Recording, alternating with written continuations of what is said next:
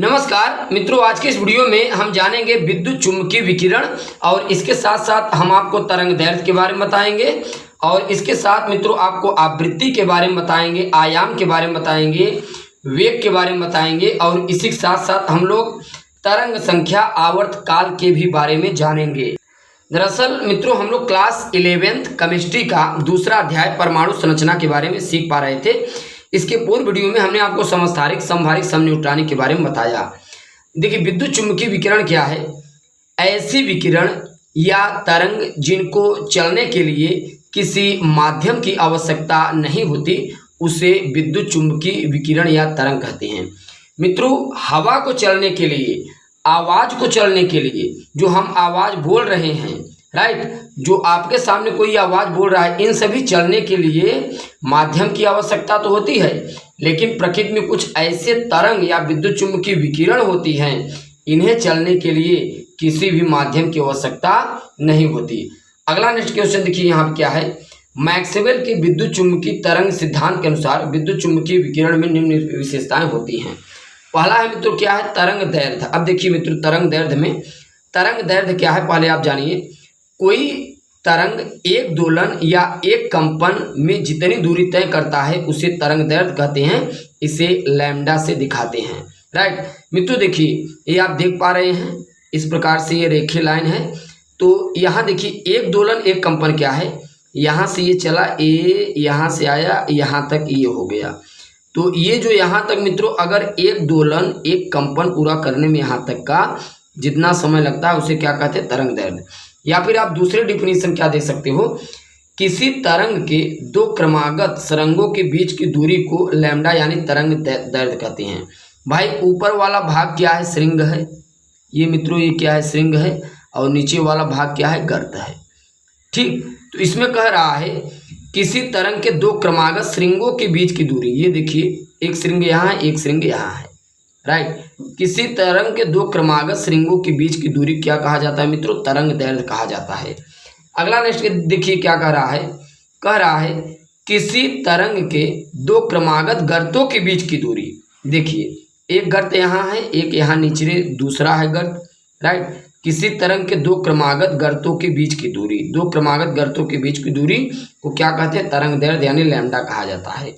अगला नेक्स्ट देखिए मित्रों क्या कह रहा है, दो क्रमागत संपीड़नों के बीच की दूरी को लैम्डा यानी तरंग दैर्ध्य कहा जाता है। दो क्रमागत संपीड़न, भाई देखिए जब भी कोई तरंग चलेगा तो देखिए पहले ये संपीड़ित होगा, फिर विरलन होगा, फिर संपीड़न, फिर विरलन। तो इसमें कह रहा है दो क्रमागत संपीड़नों, दो क्रमागत संपीड़न, इसके बाद देखिए संपीड़न, विरलन, फिर संपीड़न।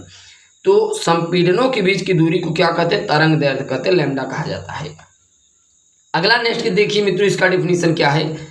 दो क्रमागत विरलनों के बीच की दूरी, भाई अगर आप दो क्रमागत संपीड़नों के बीच की दूरी को अगर आप लैम्डा तरंग दैर्ध्य कहेंगे तो उसी प्रकार दो क्रमागत विरलन जो होते हैं, दो क्रमागत विरलनों के बीच की दूरी को भी तरंग दैर्ध्य कहा जाता है यानी लैम्डा कहा जाता है।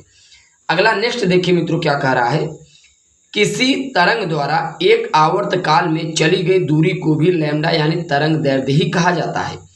किसी तरंग द्वारा एक आवर्त काल में चली गई दूरी, एक आवर्त काल मित्रों मतलब टाइम है, राइट। भाई एक चक्कर पूरा करने में जो समय लगता है उसे आवर्त काल कहते हैं। तो एक चक्कर पूरा करने में जो चली गई दूरी है ये आवर्त काल है। अगर एक चक्कर पूरा करने में चली गई दूरी है तो यह तरंग दैर्ध्य भी होता है। दरअसल मित्रों जो तरंग दैर्ध्य होता है इसका जो मात्रक होता है वो देखिए एंगस्ट्रॉम होता है, एंगस्ट्रॉम में मापा जाता है। एंगस्ट्रॉम को आप नैनोमीटर, पिकोमीटर और सेंटीमीटर में भी आप कन्वर्ट कर सकते हैं, राइट। और अब देखिए मित्रों क्या आता है इसमें? आवृत्ति आती है, फ्रीक्वेंसी। फ्रीक्वेंसी को न्यू से दिखाते हैं। किसी तरंग द्वारा एक सेकंड में किए गए दोलनों की संख्या या कंपनों की संख्या को आवृत्ति कहते हैं। किसी तरंग द्वारा एक सेकंड में किए गए दोलनों की संख्या या कंपनों की संख्या, एक सेकंड में कितना दोलन किया गया, कितना कंपन किया गया, इसकी जो संख्या होती है उसे हम लोग आवृत्ति कहते हैं, राइट। मित्रों देखिए आवृत्ति ये भी इसी टाइप का लिखा गया है, ये भी आप देख लीजिए वही डिफिनीशन है। आवृत्ति को हम लोग न्यू से दिखाते हैं और न्यू का जो मात्रक होता है वो चक्कर पर सेकंड या इसका दूसरा मात्रक हर्ट्ज होता है, राइट। इसके बाद मित्रों आता है आयाम, एम्पलीट्यूड। किसी तरंग के मूल अक्ष से श्रृंग या गर्त की ऊंचाई या गहराई को आयाम कहा जाता है। और आयाम का मात्रक सेंटीमीटर या मीटर। देखिए किसी तरंग के मूल अक्ष, मित्रों ये देखिए ये तरंग है, तरंग का ये मूल अक्ष है, ये मूल अक्ष है यहाँ। तो किसी तरंग के मूल अक्ष से श्रृंग की ऊंचाई, श्रृंग ऊपर होता है और गर्त की गहराई, ये गर्त नीचे है, तो ऊंचाई और गहराई को श्रृंग या गर्त की आयाम कहा जाता है, एम्पलीट्यूड कहा जाता है। आयाम को ए से रिप्रेजेंटेट करते हैं। आयाम यानी ए डायरेक्टली प्रोपोर्शनल होता है √I के। ए क्या है मित्रों? आयाम है। आई क्या है? प्रकाश की तीव्रता, यानी जितनी ज़्यादा तीव्रता बढ़ेगी आयाम उतना ही बढ़ेगा। वेग क्या है मित्रों? किसी तरंग के द्वारा 1 सेकंड में जितनी दूरी चली जाती है, जितनी दूरी तय करती है, उसे वेग यानी वेलोसिटी कहा जाता है। वेलोसिटी को c से दिखाते हैं। c बराबर होता है n इंटू लैम्डा, या c बराबर होता है न्यू इंटू लैम्डा। राइट, चलिए आगे देखते हैं हम लोग। तरंग संख्या क्या है? Wave number. एकांक लंबाई में उपस्थित कुल तरंगों की संख्या को तरंग संख्या कहते हैं। एकांक लंबाई में उपस्थित कुल तरंगों की संख्या को तरंग संख्या कहा जाता है। तरंग संख्या को न्यू बार से दिखाते हैं और न्यू बार बराबर होता है 1/λ। तो लैम्डा मित्रों, लैम्डा का मान क्या होता है? अभी हमने आपको वेग में दिखाया। देखिए वेग में हमने आपको दिखाया, देखिए लैम्डा बराबर c/न्यू रख सकते हो। तो यहाँ पे आप देखिए लैम्डा बराबर c/न्यू, लैम्डा का मान रखिए c/, देखिए c/न्यू, तो न्यू ऊपर चला जाएगा, v बार बराबर होगा c/न्यू/c हो जाएगा। इसके बाद आता है मित्रों आवर्तकाल, टाइम पीरियड, कैपिटल T। किसी तरंग द्वारा एक दोलन पूरा करने में जो लगा समय होता है वह आवर्तकाल कहलाता है। इसे कैपिटल T से रिप्रेजेंटेट करते हैं।